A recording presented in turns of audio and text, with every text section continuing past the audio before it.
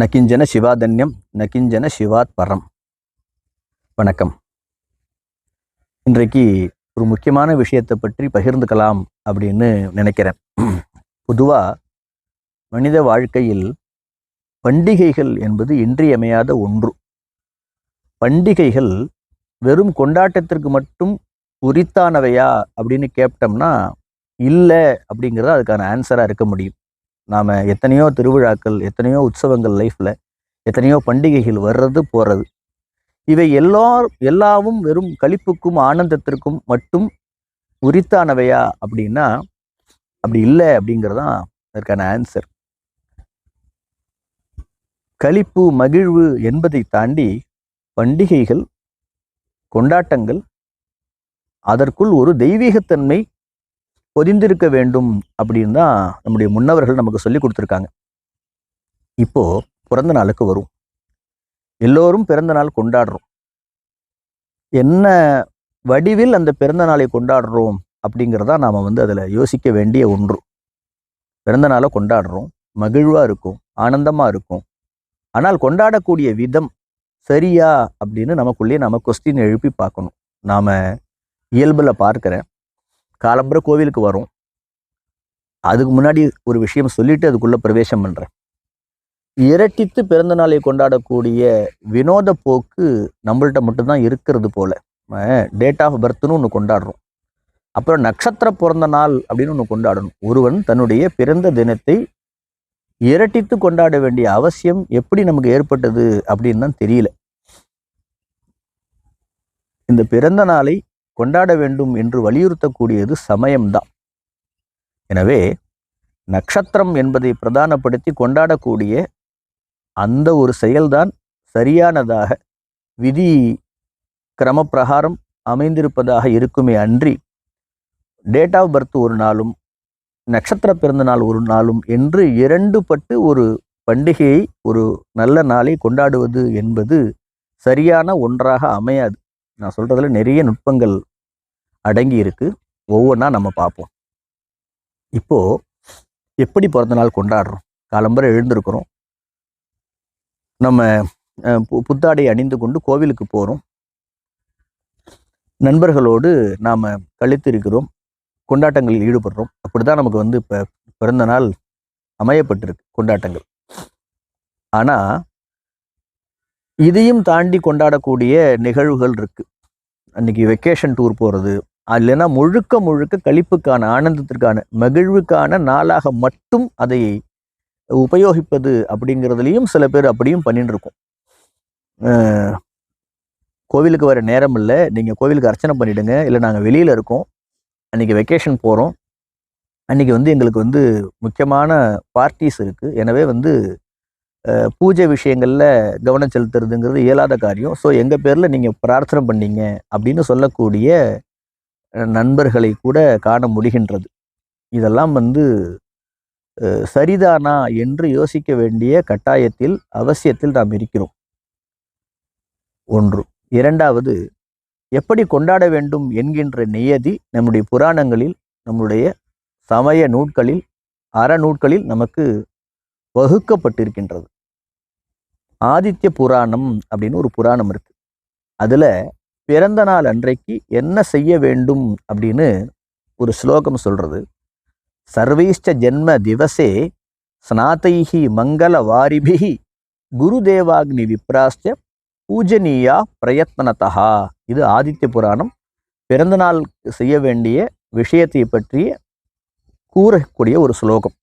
என்ன என்று சொன்னால், காலம்பரை எழுந்து மங்கள ஸ்நானம் பண்ணணும், புனித நீராடல் அப்படிங்கிறத அன்றைக்கி பண்ணணும். அதற்கு பிறகு நாம் ட்ரெஸ் போட்டுக்கிறோம். அதுக்கப்புறம் என்ன பண்ணணும்?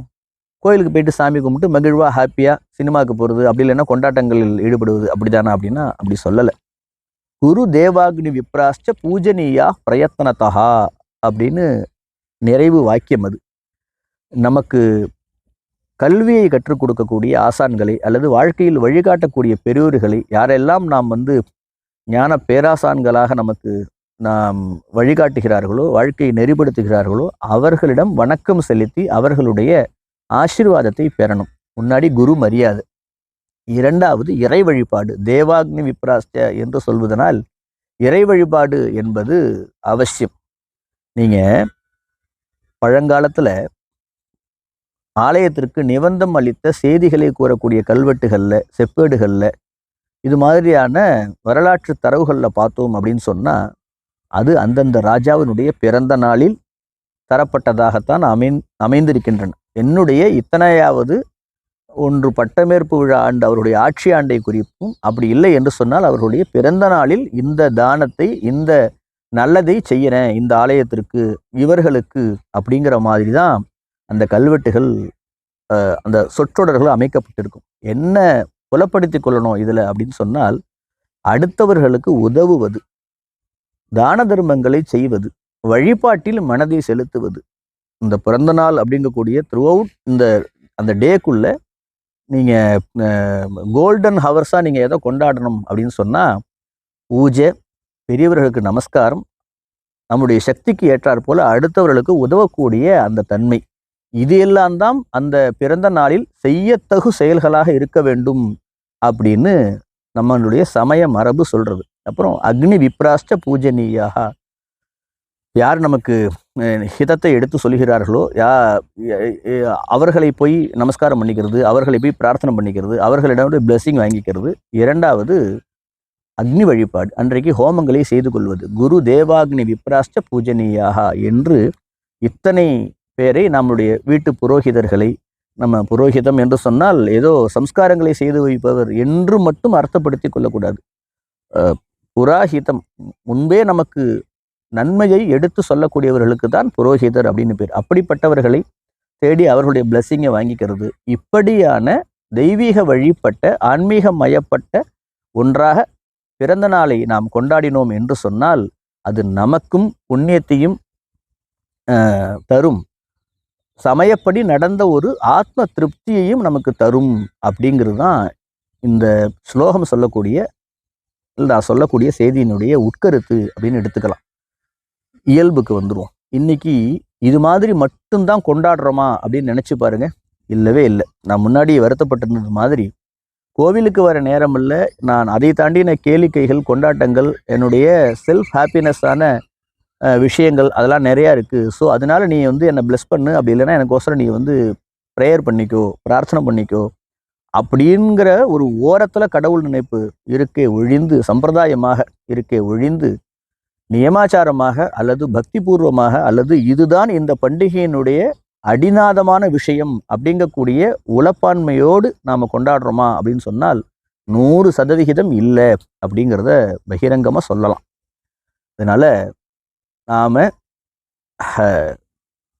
மனிதன், இன்னொன்று கூட நீங்கள் கேட்கலாம், அப்படின்னா ஒரு ஒரு லேயர் போட்டு ஒரு பவுண்டரிக்குள்ளே தான் இருக்கணுமா, நாம் ஒரு களிப்புக்காக, கொண்டாட்டத்திற்காக, மகிழ்வுக்காக எதையுமே செய்திடக்கூடாதா ஒரு நல்ல நாளில் அப்படின்னு சொன்னால், நல்ல நாளுக்கான இலக்கணமாக எவையெல்லாம் நமக்கு சமயம் அறிவுறுத்தி இருக்கின்றதோ அவைகளை பூர்த்தி செய்த பிற்பாடுதான் நம்முடைய கேளிக்கைகள் அமைத்து கொள்ள வேண்டுமே அன்றி, அதை புறந்தள்ளி விட்டு அல்லது அதை விட தாண்டின ஒரு பங்கு ஈடுபாட்டோடும் உற்சாகத்தோடும் வேறு சில விஷயங்களில் நாம் மனதை செலுத்துவது என்பது நம்மளுடைய சமய மாண்பிற்கும், நம்மளுடைய என்ன சொல்றது, நம்மளுடைய கல்ச்சுரலைஸ் அது பார்த்தீங்க அப்படின்னு சொன்னால் தவறு அப்படின்னு தான் சொல்லணும்.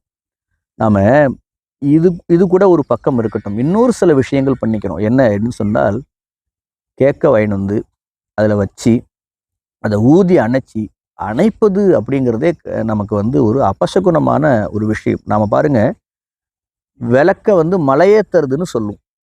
நம்ம தீபத்துக்கு நம்ம அதை பராமுகம் செய்யறது கூட மலையேற்றுறது அப்படின்னு சொல்லுவோம். புஷ்பத்தை வச்சு பாலை தொட்டு விளக்க மலையேற்றக்கூடிய சம்பிரதாயங்கள் நம்மளுடைய உண்டு. அப்படி ஒரு சம்பிரதாயத்தை கடைப்பிடிக்கக்கூடிய மக்கள் இன்னைக்கு என்ன ஆயிட்டோம் அப்படின்னு சொன்னால், வாயால் ஊதி விளக்க அணைக்கிறது. அதை விட தாண்டி என்ன என்று சொன்னால், அந்த அந்த வெடித்து சிதறக்கூடிய அந்த துகள்கள் அடக்கிய ஒரு பாட்டில் மாரி ஒன்று வச்சுட்டு இருக்கோம். அதை ப்ரெஸ் பண்ணுறோம், அது வெடிக்கிறது, அது கேக்கினுடைய சேர்ந்தே வந்துடுறது, வெடிக்கிறது. யோசிச்சு பாருங்க, அதில் உள்ள என்ன இருக்கு? பேப்பர் குப்பைகள், வெறும் குப்பைகள்.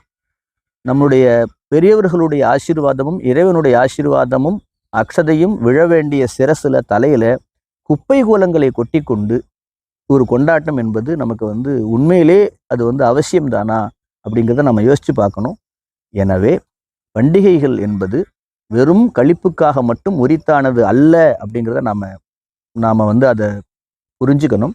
அதில் தெய்வீகத்தன்மை என்பது ஒளிருமாறு பார்த்து கொள்ள வேண்டியது நமது கடமை. அப்படித்தான் நம்முடைய முன்னோர்கள் கொண்டாடினார்கள்.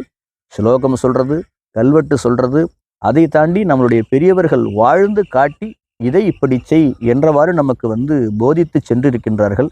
இதையெல்லாம் மறந்துட்டு, அப்படி இல்லைன்னா இதையெல்லாம் புறந்தள்ளிட்டு வெறும் வெற்று மகிழ்ச்சிக்காக மாத்திரம் பண்டிகைகளை கொண்டாடினோம் என்று சொன்னால் அது வந்து ஒரு மீனிங்லெஸ் லைஃப், பொருளற்றதொரு வாழ்க்கையை தான் தருமே ஒழிந்து பண்பட்டதொரு வாழ்க்கையை நமக்கு தராது அப்படிங்கிறத மனசுல ஆணித்தரமா பதிய வச்சுண்டு சமயம் வலியுறுத்தக்கூடிய அந்த முறையில் நாம வந்து பண்டிகைகளை கொண்டாட வேண்டும். ஏன் ஆதித்ய புராணம் இந்த ஸ்லோகம் சொல்றதற்கான காரணம் என்ன அப்படின்னு சொன்னால், சூரியன் தான் ஆரோக்கியத்திற்கான கடவுள்.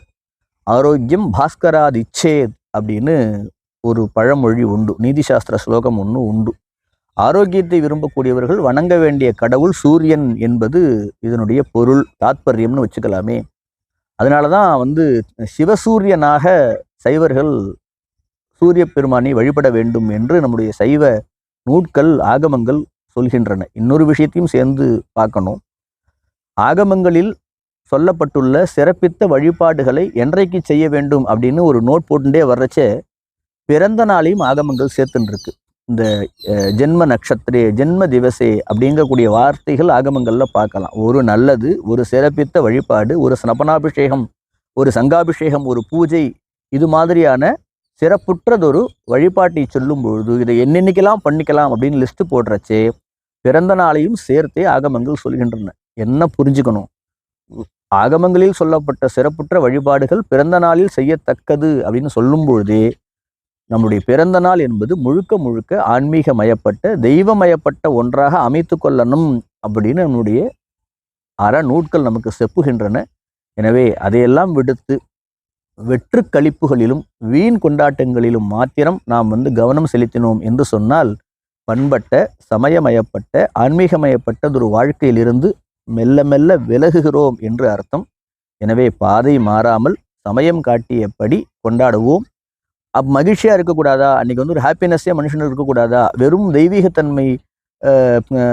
தெய்வீகத்தன்மைன்னு சொல்லக்கூடிய வார்த்தையை கூட பேசுக்குதான். நம்ம வந்து வெறும் வெறும் சாமி கும்பிட்றதோடு நிப்பாட்டிக்கணுமா, இல்லை பெரியவங்களை நமஸ்காரம் பண்ணிக்கிறதோட வணங்குறதோடு நிப்பாட்டிக்கணுமான்னா அப்படி இல்லை. நம்ம மகிழ்ச்சியாக இருக்கலாம், நம்ம வந்து ஹாப்பினஸ்ஸாக இருக்கலாம். ஆனால் நம்மளுடைய சமயம் வலியுறுத்தக்கூடிய செயல்களை புறந்தள்ளி விட்டு மனிதனுடைய மகிழ்ச்சிக்காக மாத்திரமே முன்னுரிமை கொடுத்து செய்யக்கூடியது என்பது தான் அந்த பண்டிகையை மீனிங்லெஸ்ஸாக ஆக்கிடும் அப்படிங்கிறத புரிஞ்சுக்கணும். எனவே கொண்டாடுவோம், மகிழ்ச்சியாக, ஆனந்தமாக, களிப்புற்று சிறப்பாக நம்முடைய பிறந்த நாளை கொண்டாடுவோம். அதில் இருக்கக்கூடிய தெய்வீகத்தன்மை கெடாத அல்லது தெய்வீகத்தன்மைக்கு ஊறு வராத வண்ணம் இறை உணர்வோடு பக்தி உணர்வோடு சமயம் மயப்பட்டவனாக இருந்து கொண்டு பண்டிகைகளை கொண்டாடி நாமும் வாழ்வாங்கு வாழ்ந்து அடுத்த தலைமுறைக்கும் வழிகாட்டுவோம் என்பதை இன்றைய தகவலாக சொல்லிக்கொள்ள விரும்புகிறேன். எல்லோருக்கும் இனிய வணக்கம்.